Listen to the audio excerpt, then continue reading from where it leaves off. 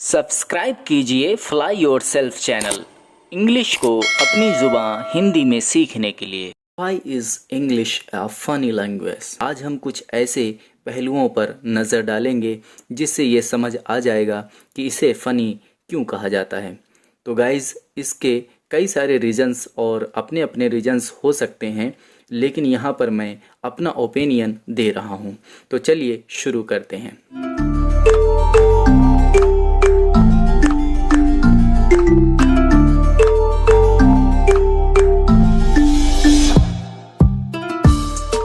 Is English a funny language? Hey guys, welcome to your channel.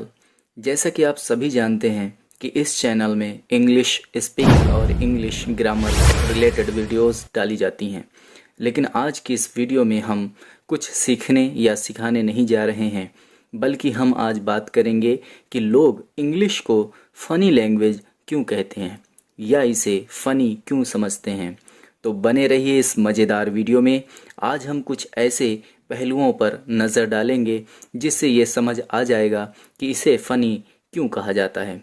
तो guys, इसके कई सारे रीजंस और अपने अपने रीजंस हो सकते हैं, लेकिन यहाँ पर मैं अपना ओपिनियन दे रहा हूँ। तो चलिए शुरू करते हैं।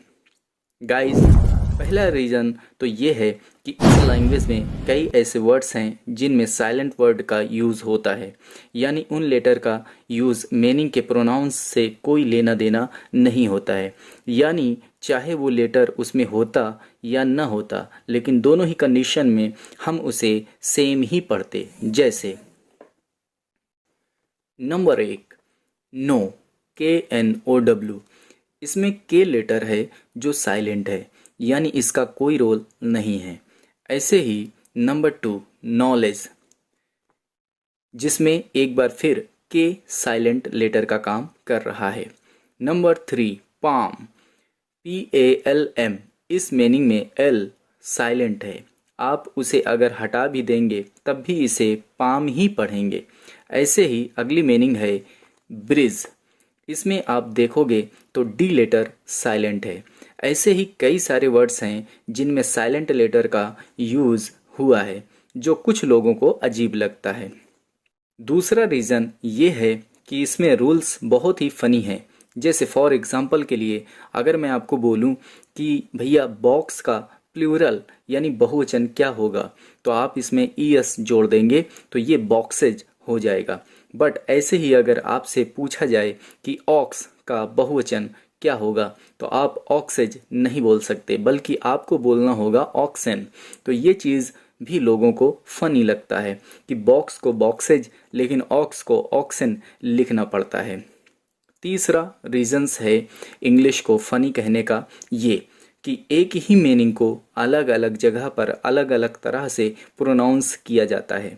जैसे READ, रीड को कभी रीड पढ़ा जाता है और कभी रेड। ऐसे ही LEAD को कभी लीड कभी लेड पढ़ा जाता है, जो कि कई लोगों को फनी लगता है। गाइज, अगला रीज़न ये है मेरी लिस्ट में कि एवरीबडी एंड समबडी का मतलब होता है बहुत से लोग, लेकिन हम इंग्लिश में इसे सिंगुलर की तरह ट्रीट करते हैं। जैसे everybody is happy, not everybody are happy. यानी अगर आपको बोलना हो कि इस घर में हर कोई खुश है, तो इसका मतलब है कि हम घर के हर एक मेंबर के बारे में बात कर रहे हैं, किसी एक मेंबर के बारे में बात नहीं कर रहे हैं। लेकिन इंग्लिश में हम इसके साथ सिंगुलर हेल्पिंग वर्ब का यूज़ करते हैं। ये बात भी कई लोगों को फ़नी लगती है। अगला रीज़न्स है कि शाह के लिए इंग्लिश में कई बार SH या S का यूज़ नहीं बल्कि TIO का यूज़ होता है। जैसे सिचुएशन, पोजीशन, पोल्यूशन।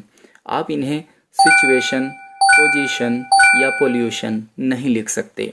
ये बात भी अंग्रेज़ी भाषा को फ़नी बनाती है। गाइज़, ऐसे ही बहुत सारे रीजंस हैं जो इंग्लिश को फ़नी लैंग्वेज बनाते हैं। एक लास्ट रीजन आपके सामने रख कर मैं इस वीडियो को ख़त्म करता हूँ।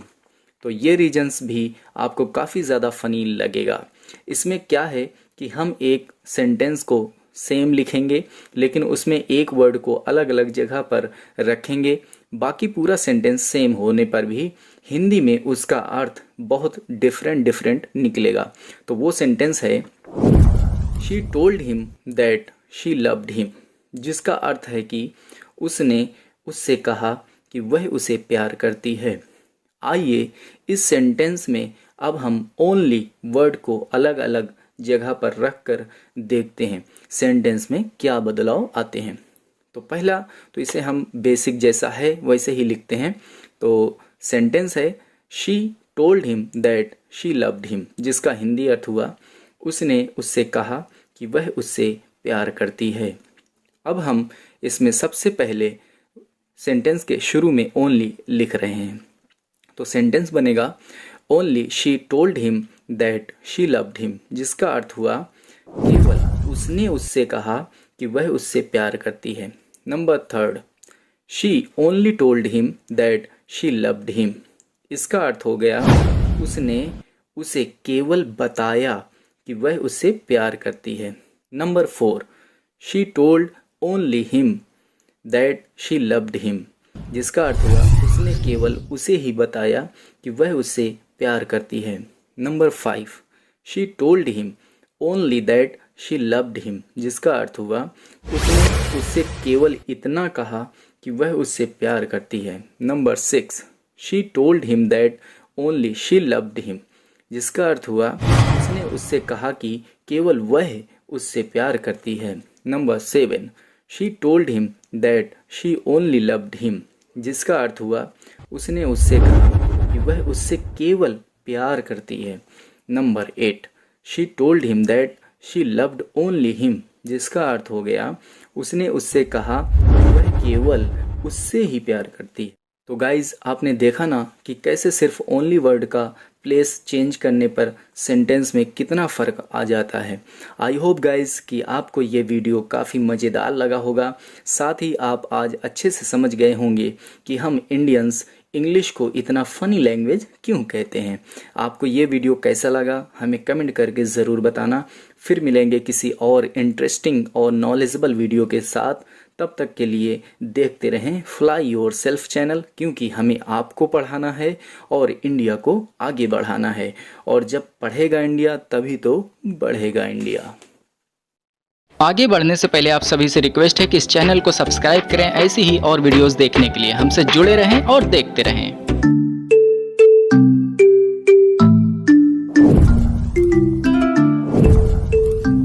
गाइस, अगर आपको सेंटेंस बनाने में दिक्कत हो रही है और आपको दिए गए रूल्स में सब्जेक्ट, वर्ब और ऑब्जेक्ट नहीं समझ आता है तो आपसे रिक्वेस्ट है कि आप पहले इंग्लिश ग्रामर की बेसिक सीखिए। और इसके लिए हमने ऑलरेडी प्लेलिस्ट बना रखी है, तो आप पहले हमारे चैनल में जाकर प्लेलिस्ट चेकआउट कीजिए। गाइज, अगर वीडियो आपको हेल्पफुल लगा हो तो इस चैनल को सब्सक्राइब कर लें और अपने सुझाव देने के लिए हमें कमेंट बॉक्स पे कमेंट ज़रूर करें। वीडियो पसंद आया हो तो आप इस वीडियो को लाइक करके हमें मोटिवेट कर सकते हैं।